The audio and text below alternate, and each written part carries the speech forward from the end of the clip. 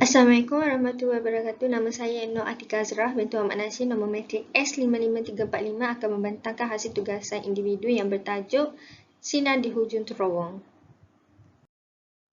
Cerpen ini bertemakan kisah kekeluargaan, manakala persoalan merujuk kepada kegigihan seorang ibu dalam merealisasikan impiannya untuk meneruskan kehidupan. Sinopsis cerita ini mengisahkan tentang Puan Laila yang baru kematian suami akibat penyakit COVID-19. Dengan berbekalkan kepandaian menjahit, beliau berhasrat ingin membuka sebuah perniagaan iaitu perniagaan kedai jahit agar dapat meneruskan kehidupan mereka sekeluarga.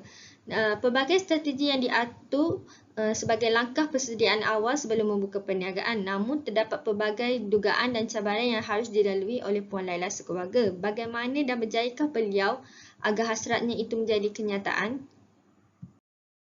Okey, watak dalam cerita ini adalah watak utama iaitu Puan Laila merupakan ibu tunggal yang kematian suami, merupakan ketua keluarga setelah kematian suami. Beliau juga mempunyai kepakaran dalam menjahit. Beliau juga seorang yang bercita-cita tinggi dan bertanggungjawab. Manakala Kaisara pula ia merupakan anak sulung kepada Puan Laila dan Encik Azmi, seorang lulusan bidang pemasaran di Universiti Malaya dan seorang anak yang bertanggungjawab dan seorang yang bekerja keras.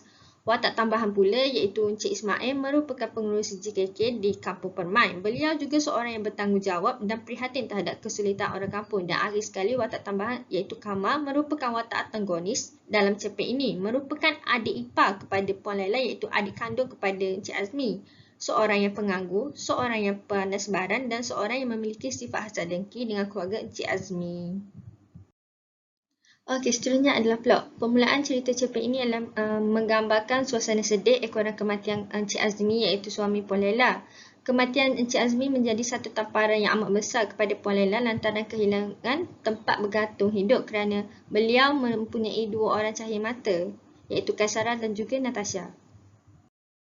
Di perkembangan cerita pula, pelbagai perkara yang bermain di fikiran Puan Laila untuk menyara kehidupan mereka sekeluarga. Dengan berbekalkan kepandaian menjahit, beliau mengatur strategi untuk memulakan perniagaan sendiri di rumah. Puan Laila berhasrat ingin membuka kedai jahit. Puan Laila dibantu Kaisara yang merupakan graduan dari bidang pemasaran. Oleh itu, Kaisara memanfaatkan kepakaran yang dia ada ketika menuntut ilmu di universiti untuk dipraktikkan dalam perniagaan Puan Laila. Pelbagai strategi yang diatur sebagai langkah persediaan untuk membuka perniagaan.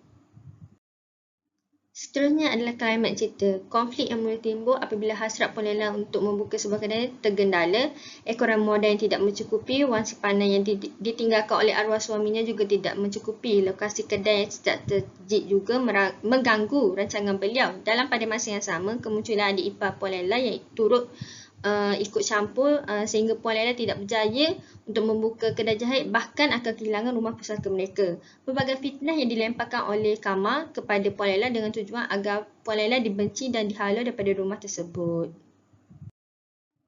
Okey, bagi perakhiran cerita pula ialah Puan Laila rasa bersyukur kerana satu persatu masalah yang dihadapinya berjaya diatasi. Puan Laila juga mempunyai kedai lokasi yang strategik iaitu di Pekan Rahmat untuk membuka kedai jahit dengan bantuan Encik Ismail.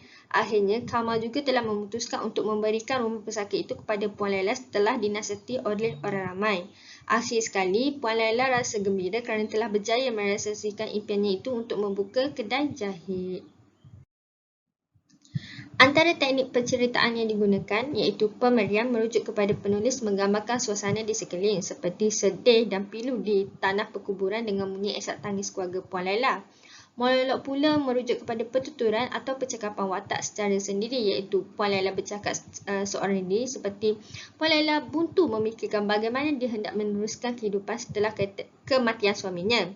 Manakala dialog pula merujuk kepada pertuturan atau percakapan sekurang-kurangnya dua watak atau lebih. Sebagai contoh, apa kata ibu mengambil tempahan menjahit baju cadang Kaisara terhadap Puan Laila. Ibu pun fikir begitu, tapi banyak benda yang kita perlu fikirkan, balas ibunya. Dan akhir sekali ialah teknik imbas kembali. Penulis mengimbas kembali peristiwa yang telah berlalu. Sebagai contoh, Puan Laila teringat perbualannya dengan arwah suaminya tentang impiannya untuk membuka kedai jahit. Antara latar yang digunakan dalam cerpen ini iaitu latar masa, merujuk kepada masa, waktu, zaman atau tahun. Sebagai contoh dalam cerpen ini iaitu pagi ini. Latar tempat pula merujuk kepada sesuatu tempat, sebagai contoh Kampung Permai iaitu tempat tinggal Puan Laila, dan juga Pekan Rahmat iaitu lokasi kedai Puan Laila. Dan akhir sekali ialah latar masyarakat. Setakat ini saja hasil pembentangan daripada saya. Sekian, terima kasih.